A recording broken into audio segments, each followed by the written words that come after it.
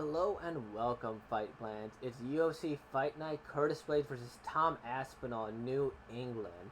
It's me and Alex here. Josh will be back next week, but let's get to the fights right away here. We got a banging main event. Curtis Blaydes versus Tom Aspinall. What do you think, Alex? You call it New England. That's It's fine. just more. I have no fucking idea. I think that's what makes a good main event. I could see this could go a lot of ways. I will say I'm leaning towards Curtis Blaydes for the sole fact that all of his losses come from fuck you power. Mhm. And Aspinall doesn't seem to have that. And Curtis Blaydes, he's dealt with a lot of other guys. He's beaten Volkov, he beat JDS, he's beaten pretty much everybody else in the division. Um, And he's really good. Even like the Derek Lewis fight, he was piecing up Derek Lewis until he got caught. But I think Curtis Blaydes is pretty good if you can't just one shot him. I don't know if Aspinall can do that. At least not like Ngannou and Derek Lewis can. So, Aspinall's got really good striking. He's long. He'll have the range. But the one thing I don't know is like how good is Aspinall's grappling? Like, will he be able to put like post threats off the back? Will he be able to get up consistently? Will he be able to take Curtis down if he wants to? I haven't seen enough of him to like confidently say that, but I like Curtis. It's slightly plus money. Yeah, I think I'm on, it's a very difficult main event, but the more and more I think about it, the more I just flat out favor Tom Aspinall, and this is coming from a Chicago boy who likes our Chicago people, except I actually bet against them most of the time. But Tom Aspinall will be the most technical fighter that Curtis Blaydes has ever fought on the feet. He's a really good boxer. He's really good on the feet everywhere. The fact that he was able to knock out Andrei Arlovsky, you might think that's not impressive, but we've seen the run Andrei Arlovsky's gone on here. He's beaten Jay Collier. I don't know who Alan Badeau is. Like, he's insanely good with his hands, and he's just as good on the ground. So he will be able to tap people out. He destroyed Alexander Volkov, which nobody does. And so for him to be at that high of a level, he's making the unranked fighters and even the ranked fighters not look like they belong in the octagon with them. And you should do that if you're at that elite level. If you want to kind of compare fights, I mean, Curtis Blaydes took longer to finish. He didn't even finish Volkov. He has a really good job and decent stand up. His main thing will be like the blast double leg, but I don't think he's gone 5 rounds, but I don't think he has enough technical aspect to really do stuff for 5 rounds. I can see Tom Aspinall piece him up on the feet, being quicker, faster, more powerful, and maybe he'll get him on the ground at some point. But if at worst comes to worst, I mean, Tom Aspinall wins because Curtis Blaydes just holds him on the ground and he realizes he can't stand him. I just don't see much for Blaydes, or he'll put up a good fight. But ultimately, if he's gonna win, it's gonna be via lay and pray probably. I think Curtis has really underrated stand up. It's been getting better with every fight. I think he can pose some realistic problems to Aspinall on the feet. Tom's definitely gonna have the advantage, but I think Curtis can hold his own. And I don't know. I think the fact that it's 5 rounds will favor Curtis too. We've seen Curtis go 5 rounds before. Aspinall has never been in a fight that's even went the 3 round distance. All his fights have been finishes, or I think he got DQ'd in one, but aside from that, he's finished everybody, and his loss was being finished. So he's never went more than like 10, 11, 12, 13 minutes at the most. I think that Too late. that Obedience. I think that favors Tom Aspinall. He's a finish machine. He is, but Curtis. I mean, he is, but like, when does Curtis like he's Curtis Blaydes has fought a lot of really good finishers, and the only ones who finished him are Derek and Francis, who again have like fuck you power in their hands. um, let's see, If he Christy. was looking Derek was his ass before Derek one shot him. I mean, Like that just he means was he's pe- not defensively responsible. That's all. I mean, but like I was gonna say, like there's Derek Lewis fights a lot of people. Like he was piecing them up damn near like it wasn't like Cyril Gahn, but it was like kind of like that where he's just like piecing them up the whole fight. Like and Derek had nothing for him, and then he just got caught because it's Derek Lewis. Yeah, but he'll just out technique him. I mean, what has Curtis Blade showed on the feet besides a good jab? He has a decent leg kick. Okay, and then I just think Tom Aspinall, he trains with actual boxers. He's also transitioned well to MMA. He's also grew up with jiu-jitsu. I think he's a true mixed martial artist. He's just more complete than Blaydes. I could see Tom Aspinall fight for a world title. I might see him. I might even favor him over Cyril Gane, to be honest. I would favor him over Cyril Gane, but I could totally see him like being a potential champion. Actually, I don't know because how isn't Tom Aspinall like Tom Aspinall? He's only 29. Yeah, he's definitely going to be a contender. Not contender. He's definitely going to have like a title fight one day and maybe win it. But Yeah, I think. I like Blaydes here. Yeah, plus money, he's not a bad bet. Although I will say Blaydes, he'll continue to be the bridesmaids of this division, but maybe one day his wrestling will win him the title. He just And never the thing is, uses it. it's a nightmare for him Well, because he can't be holding it and he can't stand with Ngannou either. So uh, yeah, but we're split on the pick here. I got Tom Aspinall, got Curtis. all I'm saying is, let's just remember Armin and Gamrot, someone who's gone 5 rounds a couple of times for someone who never has, it makes a difference. I've never seen Tom Aspinall gas. I've always seen Armin gas though. No, oh my God. Yeah. Well, yeah, to the 4th round with Curtis Blaydes. Curtis Blaydes gassed against Volkanovski or against Volkov. He won every round. And he gassed via laying and praying on him the entire time. The only way he's gonna win. All right, we got Jack Hermansson versus Chris Curtis. You love Chris Curtis, so you can actually take this one too. Chris Curtis is my favorite fighter in the entire UFC. This is my fucking dude. I love him. I'm gonna bet on him just for the culture, no matter who he fights. With that said, I think this is gonna be really tough for him. Hermansson was planning. This is a big step down for Hermansson, first of all, who was planning for Till, and now gets Chris Curtis, who like objectively is probably not as good as Darren Till. Like I don't know, maybe we don't know till he fights the top guys, but like let's just be real, he's probably not. This is a big step up for Chris Curtis. He's not getting a full training camp for it. It's just and Hermansson's a pretty solid guy everywhere, hard to finish. So he's probably going to take you 15 minutes. He has decent wrestling. Nothing really special on the feet, but he's sufficient. And I don't know. I think Curtis's best friend will be the body work. Chris Curtis has great body work. He loves going to the body, and he's got nice body punches, and it opens the door for his headshots. But can he stop Hermansson from taking him down? I don't really know, and I'm not confident that he can. As much as I love the guy, and I hope he proves me wrong, but I'm not fully confident that he can keep Hermansson off of him. Yeah, I remember we were discussing before the thing that I actually have more faith in Chris Curtis than Alex does here. I think he's almost a guaranteed lock, to be honest, to win this year. So a few things would be that like one, Jack Hermansson, he might be known for his takedowns, but he's not very good on the feet. Like, and he strikes with everybody. So the Sean Strickland fight, it says split decision, but I just checked, and the media had overwhelmingly for Strickland. Nobody scored for Jack Hermansson, so that's an iffy judge there. When they announced that as a split, everyone was like, "What the fuck?" Marvin Vettori destroyed him too. He has an iron chin, so he might not get finished. He's only been finished by Jared Cannonier and I want to say Jacare, but that's probably wrong. He's been tapped a couple times, but that was back in the day. Yeah, and all about people. So I could see Chris Curtis just piecing him up on the feet. He's a much better on the stand-up. He proved he won against Rodrigo Vargas, or Rodrigo, is it Vargas? Rodolfo Vieira. Sorry, I was watching some Paddy Pimblett tape earlier. So he pieced up Rodolfo Vieira pretty handily on the feet. He denied all the takedowns, and I could see him doing the same for Jack Hermansson, who does have a little bit slicker takedowns, but I just think he's more experienced on the feet. He does good body work too, so he's going to mix it up and try to gas Hermansson even more, who won't stop coming at him. And in addition to this, Chris Curtis is no stranger to fighting on short notice.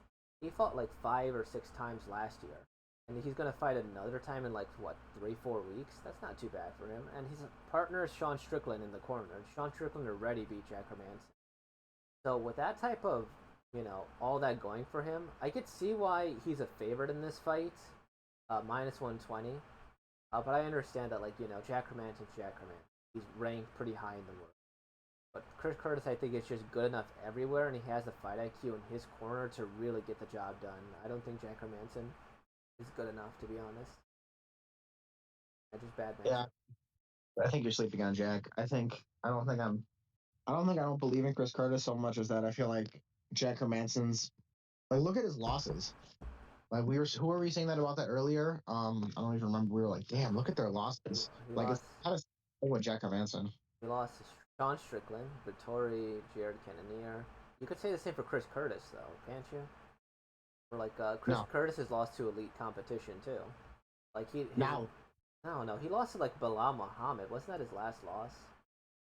His last losses were Ray Cooper III, PFL superstar, Magomed Kirimov, and then if I had to go way down, I don't know who Neshan Burrell is, but see what Bilal I'm saying? Muhammad. Really, like he loses to only the elite of the elite now that he's older. I think it's much better. He lost to Bilal Erlings. But yeah, ever since I mean, I love the guy, and I hope he proves me wrong, and I hope Hermansson gets every single takedown stuff. But like I said, I think it's a tough fight for him. if he's on a 8 fight win streak, that's crazy. Good for him. But yeah, I actually think the smart bet here, um, or a sneaky line is Chris Curtis via points is plus 360. I think that's a very real possibility, and that's really good odds. So that might be Actually, some money on. in that vein, actually, I think the fight to go the distance is plus 138. I think that's also a very good line. Yeah. Okay, so wait, are we split on the pick or no? I'm a little unclear actually with your position. I don't know. I'm torn. My mind says Hermanson, but my heart says Curtis. So my official pick is going to be the fight goes the distance at plus 138. I guess we're technically split on the pick then. All right. I So really have no. I think it could go either way. It's the line has it right. It's a true 50-50, but gun to my head, I'd pick Jack. okay, sure. So we're split on the pick, and then we get another fight. The next greatest fight: Paddy Pimblett versus Jordan Leavitt at lightweight. You're very passionate about this fight too. So actually, man, you're starting off all these men. You're very passionate about these cards.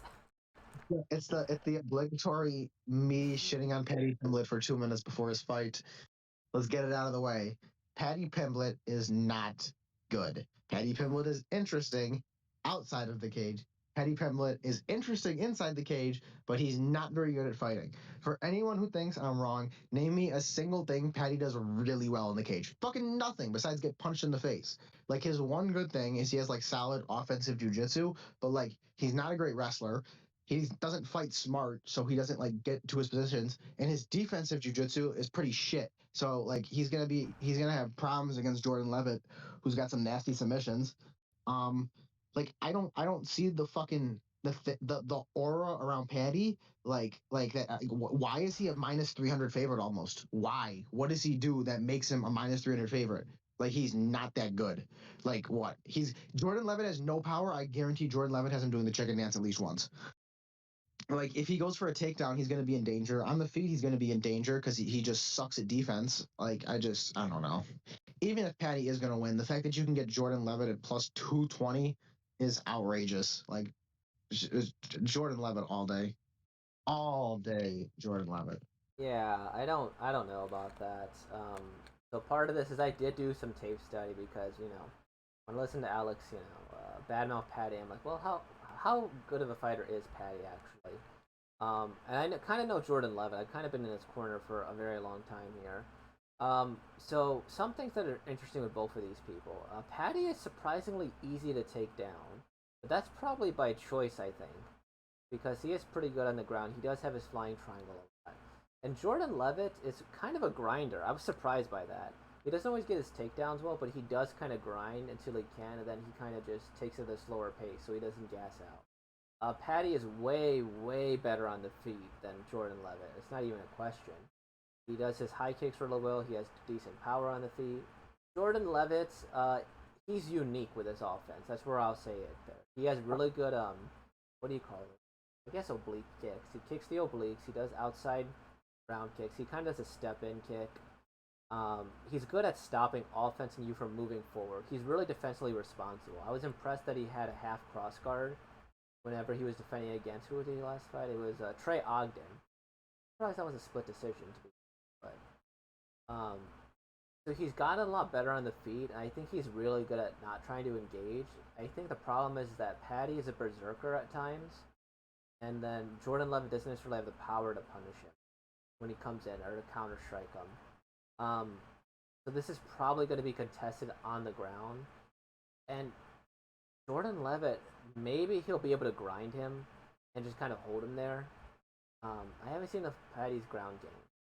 The one thing with Paddy is he got dropped by Rodrigo Vargas and Luigi Vendramini, or I guess hurt by Luigi. Yeah, I think Paddy is still going to be ultimately the smart money here. They are trying to build him up to be something a little bit bigger, and Jordan Leavitt he's an effective lightweight, but he's not necessarily a dangerous lightweight. Maybe you might bet this fight via finish if you really want to not bet Paddy. I could see either of these guys winning by submission. Definitely. But keep in mind that Paddy is bad.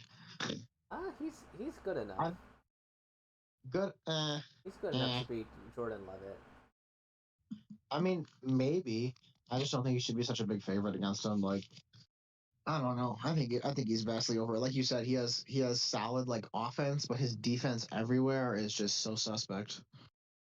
I think I need to let me look at this one guy's record because Jordan Puelles was the one person who has beaten or Claudio Puelles is the one person who's beaten Jordan Leavitt, and he his jiu-jitsu. Oh, it's that guy.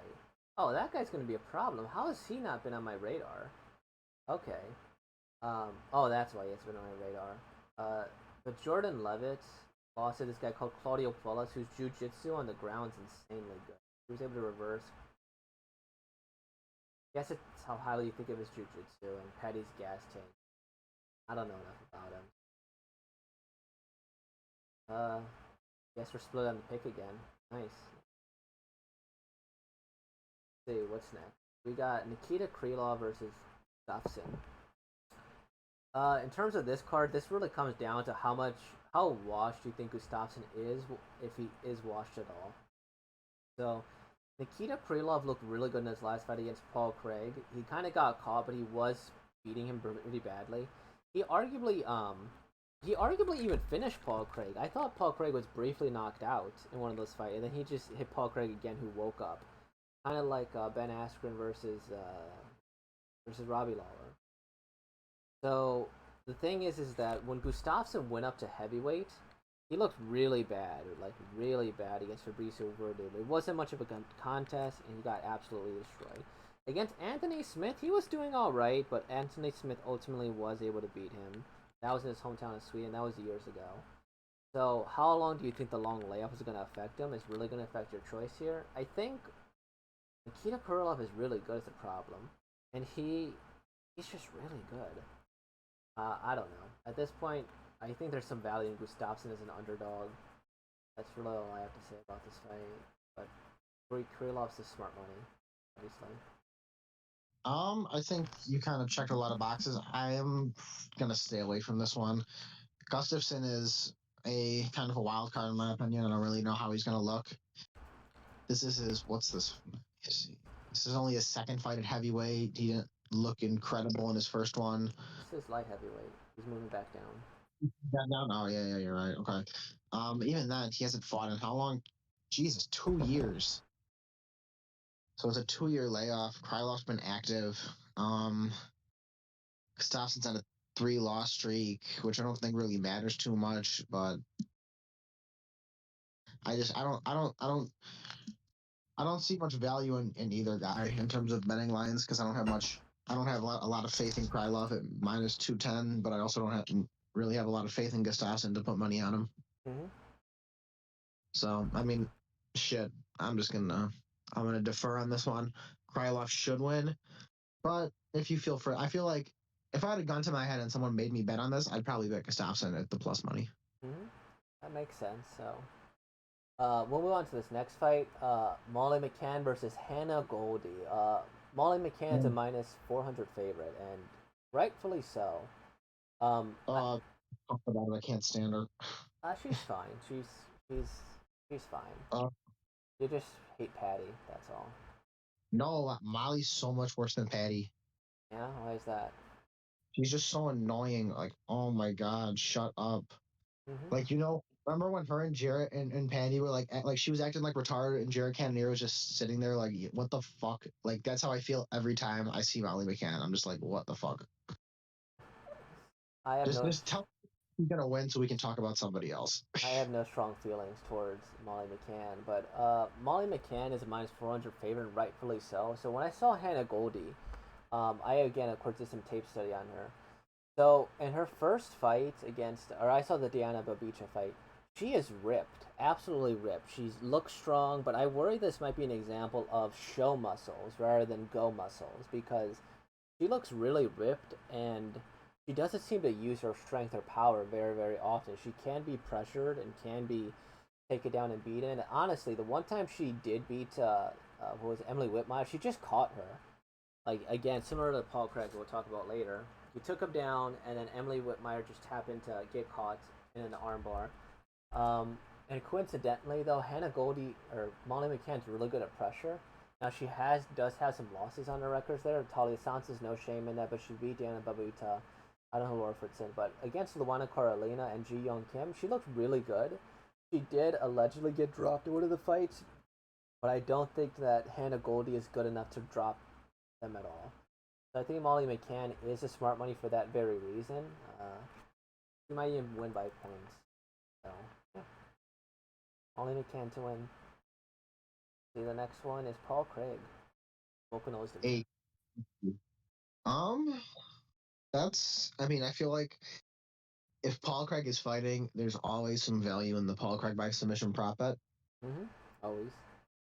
Always.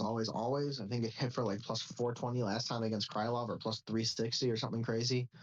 Right now, they got it at plus 420 against Volkan. I think that's pretty fair. Paul Craig, like again, I say this every time he fights. He's a very unique fighter, and the fact that he gets his ass whooped for the majority of the fight, and then all of a sudden you lose. Yeah.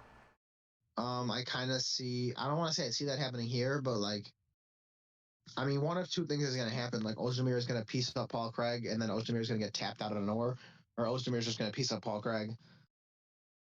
There's really the only two ways it could go. Yeah.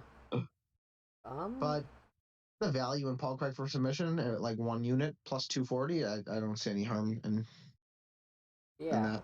I think Paul Craig via submission is again probably the way to go. I don't know if he'd win via decision. He's actually pretty good at finishing it. And if you look at Paul Craig's record, you'd probably wonder why this guy isn't top 5, to be honest. Because no, he's beaten he beat Jamal Hill, Nikita Krylov. He's beaten Magomed Ankalaev too. Like, these are all really good people he's beaten. So I was doing tape study on Paul Craig, as I always like to do. He's probably better than I thought he was. He did pretty good against Shogun, but that's the problem. Shogun is very, very old at that point. But against Jamal Hill, he did pretty well in neutralizing him. He got it close with the clinch, and then he pulled guard, and then Jamal Hill got arm broken, and then he just elbowed him to the head. And he's extremely aggressive off his back. I like that. He elbows and punches him. And against Krylov, he got taken down, I'm pretty sure willingly at that point, and he tries to work off his back. He got beaten pretty badly for about 3 minutes. He got pretty heavy ground and pound. He pretty much got knocked out at one point, but then woken back up. And then Paul Craig managed to catch him with a really fast arm bar or triangle choke. And then he ended up winning it there. Now the problem with Volkan Oezdemir is I think this guy's a lot older than he thinks. He's only 32, but he's fought all the legends in the division. So he's always really good is the problem. He lost to Magomed, he lost to Yuri, he lost to Dominic Reyes, Anthony Smith. I think DC's even in there, and John Jones. So those are all really legit losses on his record. These are elite. Like, he's probably top 5 gatekeeper in this division. Yeah, I don't know. I think Oezdemir is a smart money. He always looks good. He did get dropped in his last fight, but Paul Craig isn't known really to drop people. The smart money is probably Volkan, but I think Paul Craig has real value in this fight because he just keeps proving everybody wrong again and again. He really is the giant slayer of this division, the underdog king. So I'm picking Paul Craig just for that alone. He's pretty decent on the feet and getting people down. I mean, he's plus 142 on the money line and plus 240 by sub. I don't really see another way he wins the fight. So, yeah, Paul Craig submission. Yeah, we agree on this one because Even though Paul Craig's probably worse than him, he still manages to. I don't have an opinion. Leavitt Klein versus Mason Jones. Mason Jones is really good. Is all I have. What's the line on that? I don't even see it. I don't know. Mason Jones is like a -3 to 400 favorite, I think. Mason Jones is -340. I think there's a little value in Klein as the underdog, but I wouldn't bet on it myself. So Mark Bukowski's? Yeah, I don't know. Demir. as he should be, probably going to piece him up. Nathaniel Wood, heavy favorite, as he should be. Muhammad Mikhailov might be a little juiced because Charles Johnson's also good, but I mean Mikhailov should still win. So, quick thing: Nathaniel Wood, bet him by points. That's Charles Rosa has a good habit of not getting finished. Muhammad Mikhailov, I did some tape studies on Charles Johnson. These guys should both be ranked ranked flyweights in the world. They're both really good, very well rounded. Saw Charles Johnson's last fight. Pretty good everywhere. I kind of hated his hairstyle, and that's probably why I'm going to bet against him. I've been on the Muhammad Mikhailov train for a while. If you guys remember my who's going to win the most this year pick, future world champion, I put Muhammad Mikhailov on there.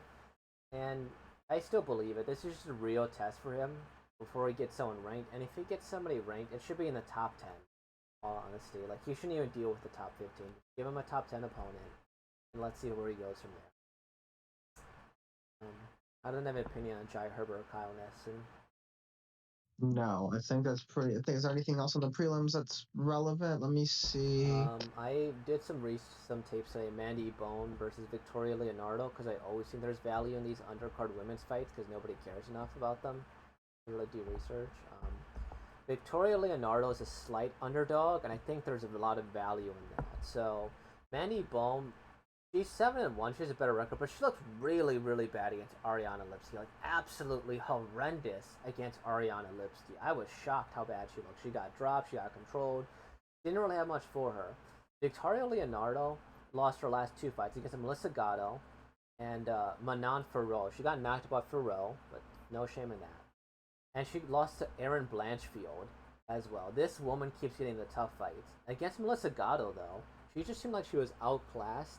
But the one reason I'm going to pick Victoria Leonardo kind of as the underdog is she broke her hand and arm in that fight and still kept going for who knows how much longer in the fight. And she wanted to go for round 3. So she didn't give up with her toughness. And so I could see a world where Victoria Leonardo just, wins through sheer grit alone. So yeah, that's aside from that, that's the whole card. I don't have an opinion on Nicholas Dalby. No props on FanDuel yet for it, but Makwan Amirkhani by submission. Jonathan Pierce is, he's okay, but he's a little sloppy, and Makwan's got crazy submissions. He pulls them out of anywhere. So the fact that he's plus money already, plus 176, him by submission is probably going to be like plus 250, plus 300 at least. And I think like Paul Craig, there's definitely some value there. Nice. So I think let's go to our picks then. All right. Let's go here. What do you got? All right. Let me pull up the FanDuel odds. Fuck it. All right. Paul Craig by submission. 2 units plus 240. Okay. Leavitt money line. 2 units plus 220.